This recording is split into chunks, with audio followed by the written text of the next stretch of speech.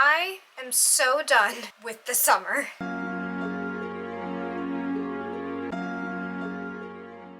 When thinking about what kind of video I wanted to film today, I honestly could not get past just thinking about autumn and just wanting it to be autumn. I'm done.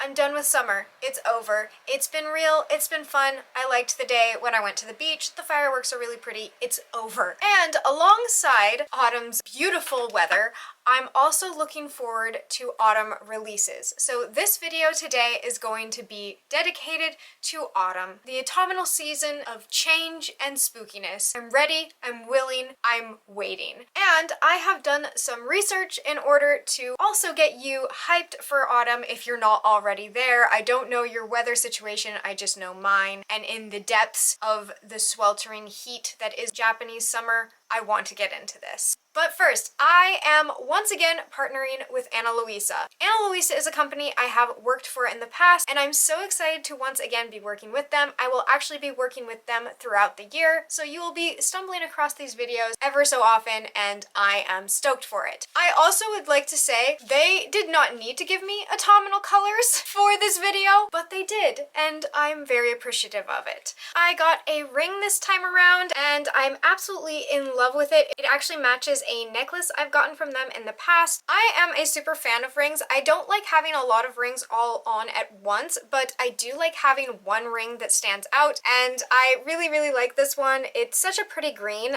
I do admit I did partially buy this so I could take pictures with it, like Bookstagram pictures, because I don't do my nails very often, so I feel like my hands kind of detract from my Instagram photos, and I just want a nice ring to kind of like take the attention away, and I think it does just that. Then I'm actually already wearing one of my necklace purchases. You might recognize this because it is the spirit element from their Elements collection, and last time I did an Ana Luisa video, I did Earth from their Elements collection. I am slowly collecting all of the elements. I will be an avatar by the end of this, and I wasn't about to get fired this time round. Super stoked about that. I like the length. It also goes longer, but I have it at a shorter length because my final bag has the Finley necklace, which I ordered specifically for this dress. I have an event I have to go to. That's why I'm wearing a long sleeve in the sweltering heat of summer, is because I'm going to a very highly air-conditioned work event, and I wanted to wear this outfit, and I specifically thought of this dress when I was asking them for my pieces. So the Finley necklace was the most intentional purchase I made. It's simplistic, but it's classy. I do have way more business trips now than I was used to in the past, so I've had to kind of have a couple more upper class pieces, both in my wardrobe and jewelry collection. Ana Luisa has been really helpful in that. Ooh, yes, I really like this. A lot of Ana Luisa's stuff is gold, but it's also hyperallergenic and doesn't tarnish easily. I have Ana Luisa products from like 2 years ago and haven't seen any change. They look exactly how they did when I first ordered them. If that's something you are worried about, my skin is really sensitive and I have not had any issues whatsoever with the Ana Luisa jewelry in either tarnishing or that. They also have a net negative carbon footprint, which is fantastic. When deciding whether or not to work with them, that was the highlight of their goals, was to have an offset on their carbon footprint. And what can I say? I'm an Aquarius. I'm always a sucker for a company that's willing to put the environment first. So yes, okay. Already my look is upscaled. I'm digging it. I'm happy with it. Let's go ahead and get into my anticipated releases now that I look far more professional than I actually am. I'm gonna keep my glasses on because I'm going to be looking at my screen. So if I'm not looking at you, it's because I put all of the anticipated released books I have in order of when they come out. Goodreads was not very helpful because unless you go to the book's actual Goodreads page, Goodreads will say that it's coming out in December when it came out in May. So Goodreads is a liar, nothing new there, but I have put them in order and I have figured out the 20 anticipated releases that are coming out. Around 20. But the first book I'm going to mention actually came out today. I am always proving to be an unreliable narrator, so yeah, we're starting our autumn releases with August. And that's just because I wanted to shout out the fact that Family Lore by Elizabeth Acevedo came out August 1st. Elizabeth Acevedo is an absolute magician with words, and this is her newest release and its synopsis. A brief portion of the synopsis, I should say. Fior has a gift. She can predict to the day when someone will die. So when she decides she wants a living wake, a party to bring her family and community together to celebrate the long life she's led, her sisters are surprised. Has Fior foreseen her own death or someone else's? Does she have other motives? She refuses to say. Normally, Elizabeth Acevedo doesn't really add any paranormal or magical elements. She's really good at evoking natural magic out of you based off of like emotions, feelings. My favorite book of hers is a story in verse, The Poet X. No magic is necessary for Elizabeth Acevedo, so the fact that she added a supernatural element to this has me very excited. That comes out August 1st. You can find it now. I have a couple more books that are probably out by the time you're seeing this, but I just want to put them on your radar. But the more specific reason I have them on this list is because I think that they fit into autumnal vibes. You might not pick them up now, but they're perfect for autumn and their new releases that will have just come out. Next is Kirsten White's Mr. Magic. This is supposed to be kind of like Barney or like one of those kids shows, but it's like a horror novel, which sounds perfect for autumn and came out on August 8th.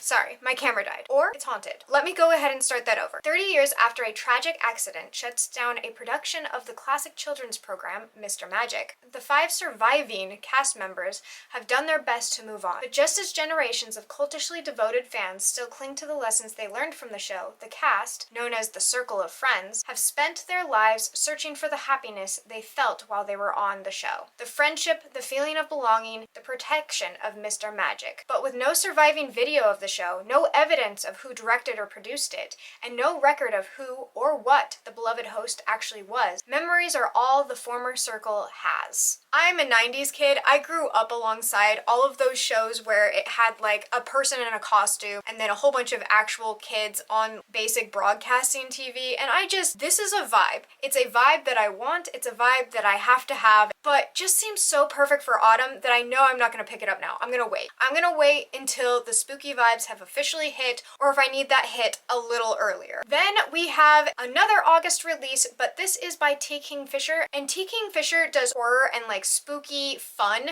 so well that while this book comes out on August 15th, I again think it's a perfect read if you want to wait for September or October. So while it might have just come out, I probably again will be waiting for it, and it is a horror fantasy novella. It's also a retelling, it looks like, and it is called Thornhedge by T. Kingfisher.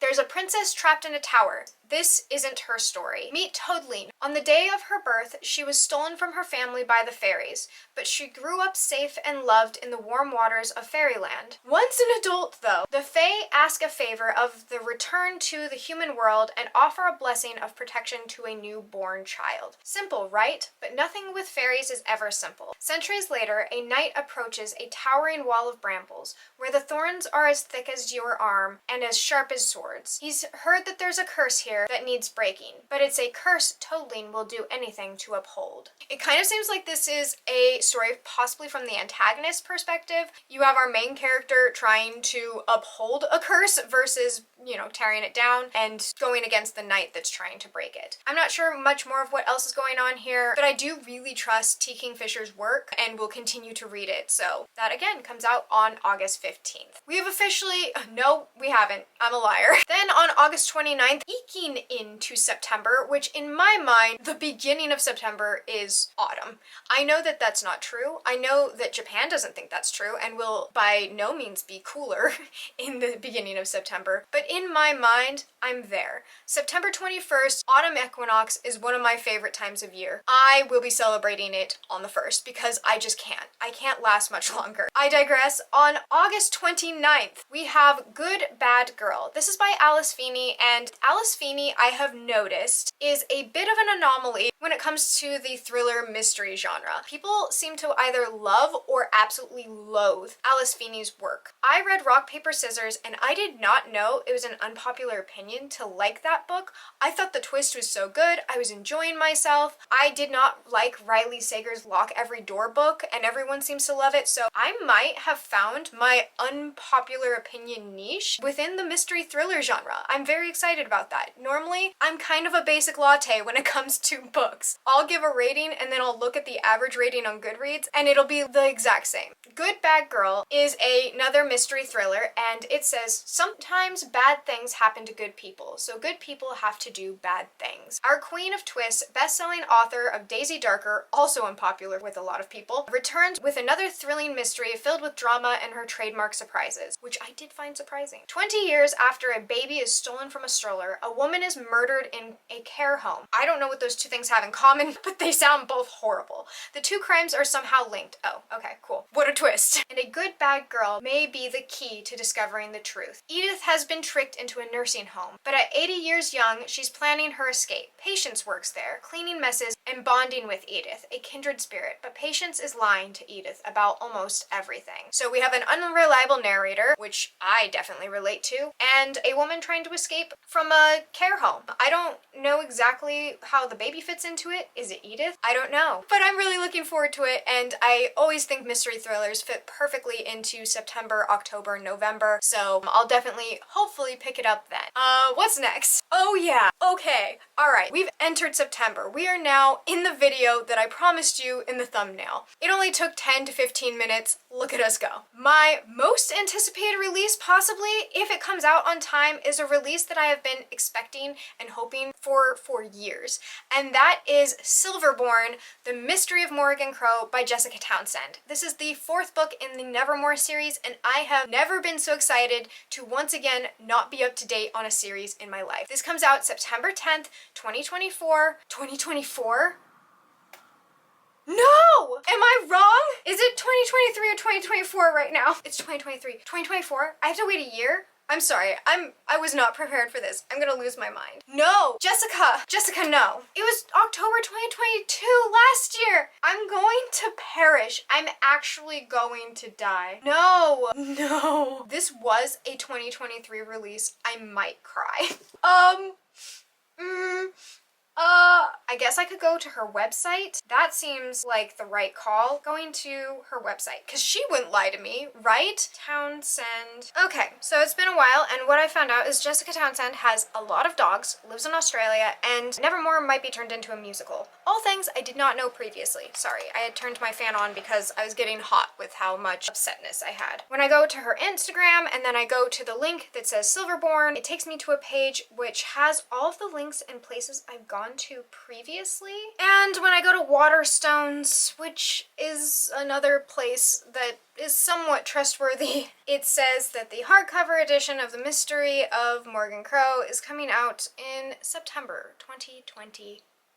So, this is off to a fantastic start. I have said books coming out in August for my autumn anticipated releases, gave you a book that's not coming out this year, and had an emotional breakdown where I screamed the word Jessica over and over again. Let's go on to our next anticipated release of this autumn. People who actually click on my videos are kind of just assuming it's gonna be like this. In September of 2023, this year, the books that are coming out, we have Mona Awad's Rouge, which is coming out on September 12th. If you don't know, Mona Awad is the author of Bunny, which is fantastic and also oh so very, very strange. I really enjoyed this book, but I wasn't sure how much I was enjoying it until I reached the end and just kept thinking of it. I gave it a 5-star. I really want to see what else Mona Awad wants to put into my head and make me feel, because I felt a lot, mostly crazy. What is Rouge about? Rouge is a horror fiction, gothic, adult, contemporary thriller from the acclaimed author of Bunny. For as long as she can remember, Belle has been insidiously obsessed with her skin and skincare videos. When her estranged mother, Noelle, mysteriously dies, Belle finds herself back in Southern California, dealing with her mother's considerable debts and grappling with lingering questions about her death. The stakes escalate when a strange woman in red appears at the funeral, offering a tantalizing clue about her mother's demise, followed by a cryptic video about a transformative spa experience. Yeah, no, this sounds strange, off the wall. I kind of would read anything she threw at me just to see if it's as strange as Bunny is. And it comes out in September. On September 19th is a book I think a lot of people are looking forward to, and I most certainly definitely am. This is A Study in Drowning by Ava Reed. Ava Reed is not only the author of a book I absolutely loved, The Wolf and the Woodsman, but she also came out with Juniper and Thorn, which was so crazy fantastic and atmospheric. I'm really looking forward to her new release. This is a fantasy, gothic, romance, mystery, young adult thriller, and it follows a girl named Effie. Effie has always believed in fairy tales. She's had no choice. Since childhood, she's been haunted by visions of the Fairy King. She's found solace only in the pages of Angahard, Emery Meard's beloved epic about a mortal girl who falls in love with the Fairy King and then destroys him. Effie's tattered, dog-eared copy is all that's keeping her afloat through her stifling first year at Lear's prestigious architectural college. So when Mearden's family announces a contest to design the late author's house, Effie feels certain that this is her destiny. From what I understand, Effie is a girl going to college for like architecture,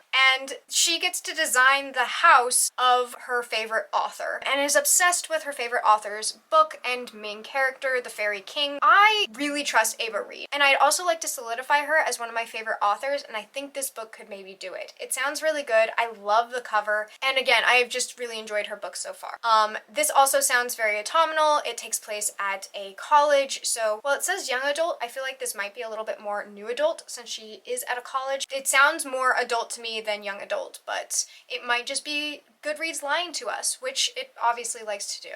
Next, also on September 19th, we have The Forest Grimm by Catherine Purdy. Catherine Purdy wrote the Bone Criers series, and I really liked her first book. I thought she had a fantastic premise down, and I liked the character dynamics. I thought it fell apart in the second in the duology, but the first book as a standalone, fantastic, and I'm willing to give her another shot. The Forest Grimm has 2 M's, so we know that it's also based off of Grimm fairy tales, and what we have for a synopsis is, "Tell me, Grandmère, the story of how I die. The Midnight Forest, the Fanged Creature, 2 fortune-telling cards that spell an ultimate death for 17-year-old Clara. Despite the ever-present warning from her fortune-teller grandmother, Clara embarks on a dangerous journey into the deadly Forest Grimm to procure a magical book with the power to reverse the curse on her village and save her mother." I think that this, based off of the cover, probably it says somewhere else in the synopsis, but I don't want to read too much more because it has quite a chunky synopsis, and I don't like going in with too much information, especially for a retelling that is going to have elements I'm already aware of. But it looks like a Little Red Riding Hood retelling, and it looks really good. Again, really liked Catherine Purdy's atmosphere. I thought that she did creepy whimsical really well, so I'm looking forward to that one on September 19th. Then on September 26th, which is after the autumn equinox, we are officially not lying whatsoever here, is V.E. Schwab's Threads of Power series. I'm officially a V.E. Schwab fan. I've read enough of V.E. Schwab's books to know that while she is a bit of a mixed bag for me, I generally like her work. While I absolutely detest this cover, I think that it's utter like AI madness. I also think that the synopsis sounds pretty good and sounds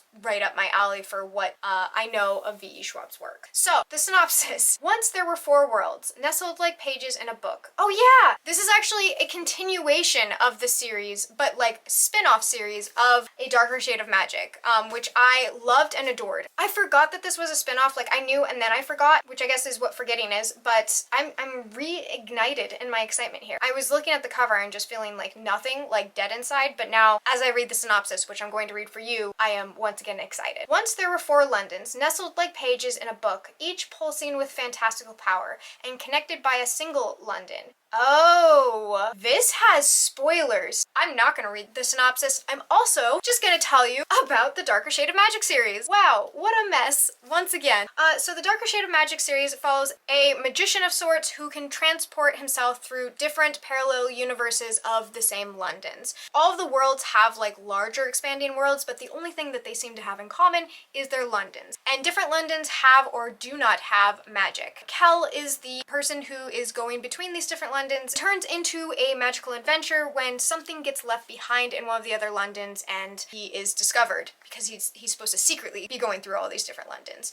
I'm not selling this correctly. Everyone loves it. I thought I didn't love it. Like, I read book 1 and was like, it was okay, and I couldn't get it out of my head and completed the entire series in the middle of an international move. So I do highly recommend it. I also recommend it if you want to pick up The Fragile Threads of Power, because I don't think you'll be able to read them in reverse without getting like pretty heavy spoilers from this series. Even just the name dropping of some of the people, I'm like, oh, you don't really want to know that those people can do those things unless you've read these books. So it feels like most people have read these books by now. But I think I might also be projecting a little bit. So let me know if you are excited for this series, if you have read the previous books, the Darker Shade of Magic series, or if you're completely new to this series. Let me know. Okay, and that again comes out on September 26th. Of this year. Going back into Brandon Sanderson's secret projects, which I realize now he has a new secret project standalone that's part of the Cosmereverse, coming out once every month at the beginning of the month. So this is the one coming out on October 1st, and it is what appears to be an adult epic fantasy. So here's the synopsis for the secret project number 4, which I don't believe has any spoilers because they're supposed to be standalones. Years ago, he had comrades in arms and a cause to believe in, but now the man who calls himself I almost said Norman, which would have totally changed the vibe of this. But now the man who calls himself Nomad knows only a life on the run. Forced to hop from world to world in the Cosmere whenever the relentless Night Brigade gets too close, Nomad lands on a new planet and is instantly caught up in the struggle between a tyrant and the rebels who want only to escape being turned into mindless slaves. Honestly, I think I will be reading all of the secret projects. I read Tress of the Emerald Sea a couple months ago and absolutely adored it. It's beautiful, fantastic. It got me very excited for the secret projects. I don't think I'll be able to keep up with them on the once a month basis that they're coming out, but if this is the first time they're being put on your radar, I am very excited for them. And Brandon Sanderson, so far, everything I've read has been at least a 4-star. I think that he's a brilliant writer and he writes really compelling stories with interesting characters. And it comes out October 1st. Then we have Alex E. Harrow's Starling House. This is a gothic horror adult fantasy romance mystery. The cover is very autumnal, and while I haven't liked everything that Alex E. Harrow has written, I think that she has atmosphere down. When 10,000 Doors of January came out, a lot of people struggled with Alex Harrow's perspective choice, so I'm hoping that she learned from that and we get something really brilliantly crafted without any troubling concepts. So what is this? From the New York best-selling author about a small town haunted by secrets that can't be buried in a sinister house that sits at the crossroads of it all. Eden, Kentucky is just another dying bad luck town known only for the legend of E. Starling, the reclusive 19th century author and illustrator who wrote The Underland and then disappeared. But everyone agrees that it's best to let the uncanny house and its last lonely heir, Arthur Starling, go to rot. That's rude. Opal knows better than to mess with haunted houses or brooding men, but as an unexpected job offer might be the chance to get her brother out of Eden, too quickly, Starling House starts to feel dangerously like something she's never had. A home. I really want to read more haunted house books. It's a concept that I'm always interested in when I see other booktubers talking about it, and I don't think I've read much of any besides, I guess, Mexican Gothic is a haunted house book, and I really loved it. So if that's all I'm going off of, it's a trope and genre I'm wanting to get into. Haunted house Gothic horror books. This seems like the season to do it, and this seems like possibly the book that could push me further into it. Reminding you that this comes out on October 3rd, which I might have not even said at the beginning, so might not even be a reminder. Might be the first time I mentioned it. But let's move on. Swordcatcher by Cassandra Clare. Cassandra Clare is not my favorite. I have read books that I have loved from her and hated from her, sometimes within the same series, but I do recognize that a lot of people really enjoy her, and this is a new series that's coming out by her. It seems a lot less daunting since the Shadowhunter Chronicles really chronicalized for like ever, and I found some niches where I fit into reading that series, but I could not read it as a whole, and I completely lost interest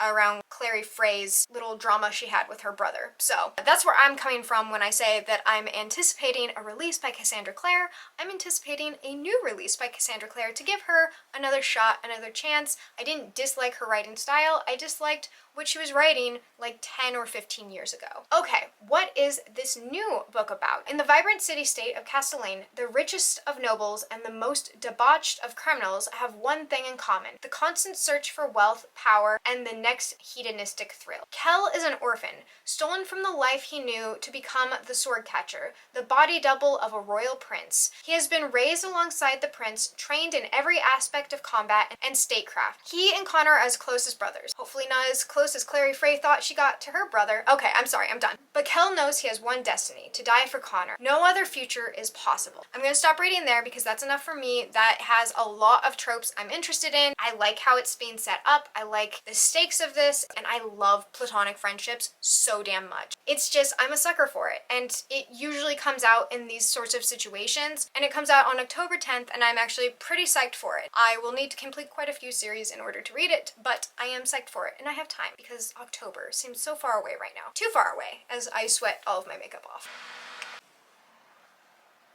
Okay.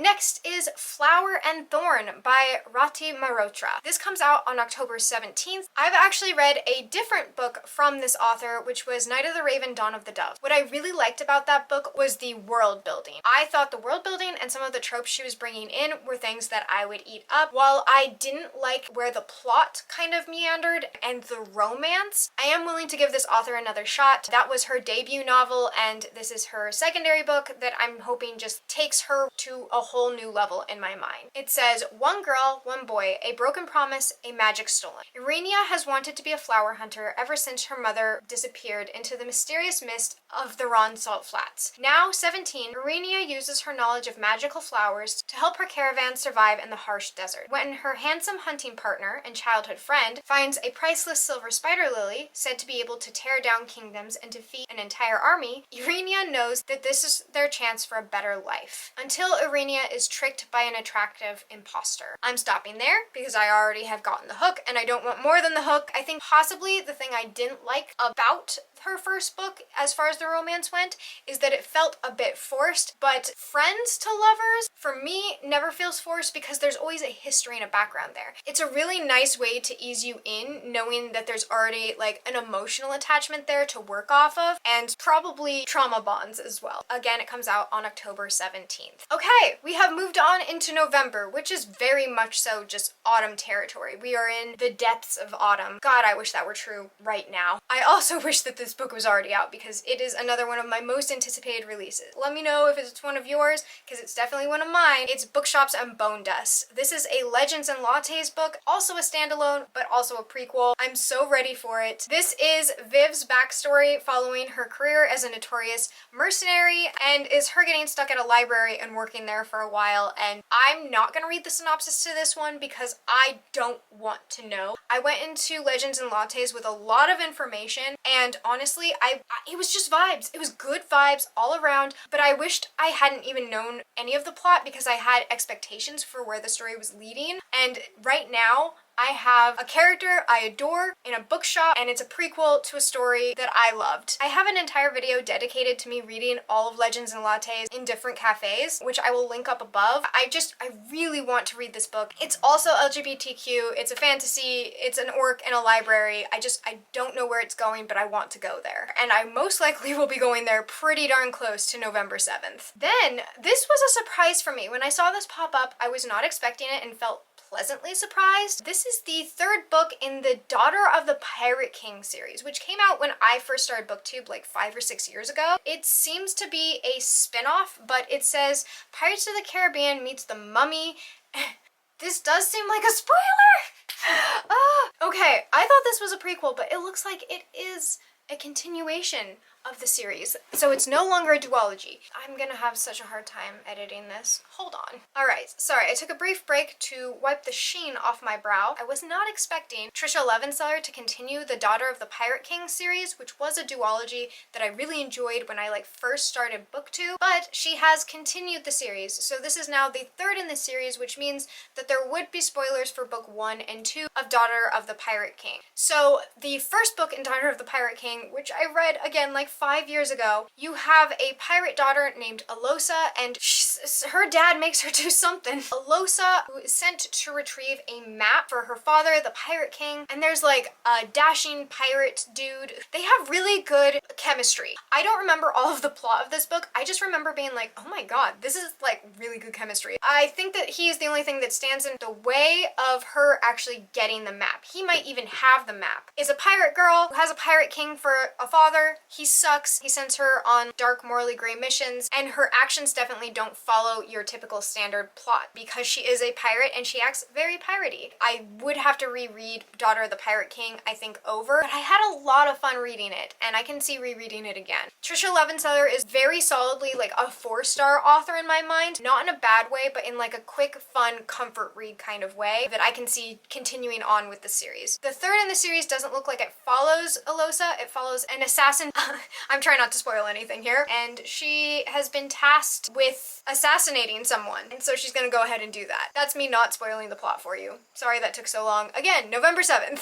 Then we have the second in the Nameless Republic series, Warriors of the Wind. This is by Sui Davies Onkambawa. I enjoyed, but did not give a 5-star, though he was a 5-star prediction. But I think that there's a lot of potential to grow for this author, and I'm excited to see where the story goes because there was lots of things I really enjoyed about the first book, Son of the Storm. The atmosphere and city was fantastic. A lot of the descriptions were really beautiful. I loved the main character. It was the antagonist that fell short for me, but we have time to fix this. In the first book, we follow Danso, which is a clever scholar on the cusp of achieving greatness he doesn't want. Instead, he prefers to chase forbidden stories. When Danso stumbles across a warrior-wielding magic that shouldn't exist, he's put in a collision course with Boss's darkest secrets. Drawn into the city's hidden history, he sets out on a journey beyond the borders. But the chaos left in the wake of his discovery threatens to destroy the Empire. And yeah, that is a really pretty solid synopsis and premise of book 1, which I really enjoyed. Again, it was just the antagonist that I remember falling short for me. While I do think it'll require a reread for me, it does come out November 23rd, 2023, which sounds very far away, so I feel like that's doable. I can do it. I'm excited for it. Then, this is a book I just came across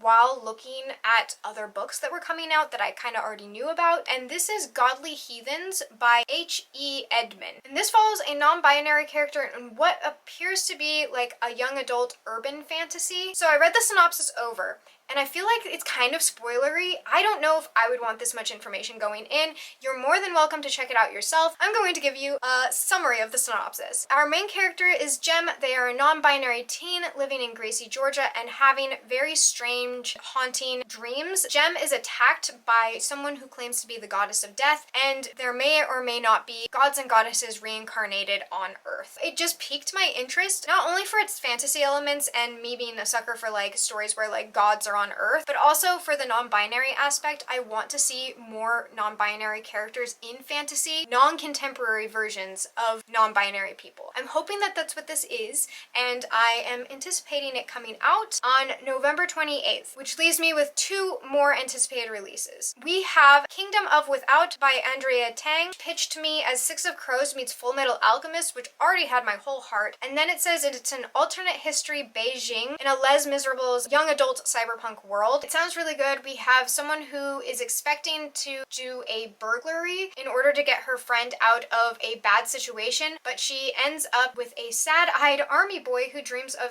insurrection, a former rebel leader trapped inside a secret government lab, and a group of aspiring revolutionaries who are first collaborators, then compatriots, and then perhaps friends. I'm gonna leave it there. I have time to forget about all the things I just read because, again, the synopsis is very full. I'm reading blurbs from my book, and I've realized that a lot of blurbs are very long. I don't know if that's just me. Tell me if you agree, but I feel like blurbs are getting too long and they're giving away too many details. So I'm going to stop there. If you want to read more, I'll link it down below. It sounds really good, but I also feel like I already know too much. So I don't want you to have to know too much. Finally, my last anticipated release says it comes out May 11th. It has not come out yet. It's a liar. It's lying to us. Gwen and Art Are Not in Love has not come out yet as far as I know. If I'm wrong, tell me I'm wrong. Gwen and Art is an Arthurian Legends retelling. It's also said to be a queer medieval rom-com YA debut, and it's Heartstopper meets A Knight's Tale. It's been 100 years since King Arthur's reign. His descendant, Arthur, future lord and general, has been betrothed to Gwendolen, the quick-witted, short-tempered princess of England since birth. The only thing they can agree on is that they despise each other. They're forced to spend the summer together at Camelot in the run up to their nuptials, and within 24 hours, Gwen has discovered Arthur kissing a boy, and Arthur is gone digging in Gwen's childhood diary and has found a confession about her crush on the kingdom's only lady knight, Bridget Leclerc. This sounds like so chaotic and so much fun, and I was so excited for it to come out, but it hasn't come out yet. And when I did some digging, I found that it's not coming out until November 28th. So the end of November is when it's said to release. If I'm wrong about that, again, let me know. But as of right now, it's coming out at the end of November and is also the end of my very long, overdrawn, autumnal anticipated release video, in which I sweated through the entire thing. Wow, what a journey. I also want to shout out one more time Ana Luisa. If you are interested in any of the pieces I showed today or any of their other pieces, because they have such an immense collection, including both gold, silver, diamonds, prices ranging from $35 to higher, then please go ahead and check the link down below. I have all of the information for Ana Luisa and you can check them out. Let me know what books you are anticipating. Have you had any books you were really anticipating and then they were pushed further out? I'm definitely grappling with that trauma right now, so go ahead and have a meltdown with me. Let me know in the comments below whether you do or not. I hope you're enjoying the sun or more stars wherever you are, and until next time, bye!